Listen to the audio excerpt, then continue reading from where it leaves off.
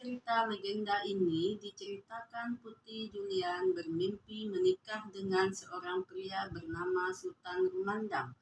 Mendapat hal ini, tentu Tuanku Raja Kecik sangat bahagia. Dia pun memerintahkan para pasukannya untuk mencari pria bernama Sultan Rumandang hingga ke pelosok negeri. Hingga suatu hari, datanglah kapal dengan nahkoda bernama Sultan Rumandang.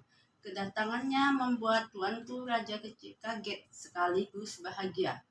Sebab Sultan Rumandang menolak untuk menikahi Putri Julian. Saat itu, baik Putri Julian maupun Tuanku Raja Kecil pun dalam cerita legenda disebutkan sempat kecewa.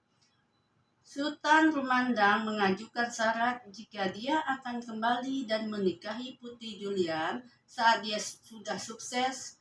Hal ini pun disetujui oleh Putri Julian. Guru, jika aku sampai menikah dengan pria lain, maka aku akan berubah menjadi siamang putih, janji Putri Julian.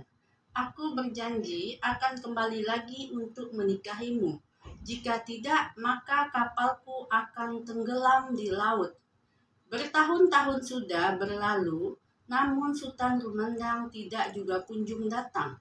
Tuanku Raja Kecik pun dalam cerita legenda mulai mendesak Putri Julian untuk segera melupakan Sultan Rumandang. Beliau meminta cucunya untuk menikah dengan pemuda lain saja. Putri Julian mulai patah hati. Akhirnya mengikuti saran kakeknya. Dia pun akhirnya menikah seorang pemuda yang berasal dari tanah seberang saat berlabuh di pantai Tilu. Namun, ketika hari pernikahan tiba, semua orang di kerajaan Pagaruyung terkejut. Sebab Putri Julian yang duduk di atas pelaminan tiba-tiba berubah menjadi siamang putih. Dia meloncat-loncat dan bertingkah sangat aneh. Semua tamu yang kaget dengan hal tersebut lari dan meninggalkan pesta. Sejak saat itu selalu terlihat siamang putih yang duduk di pantai Tiku.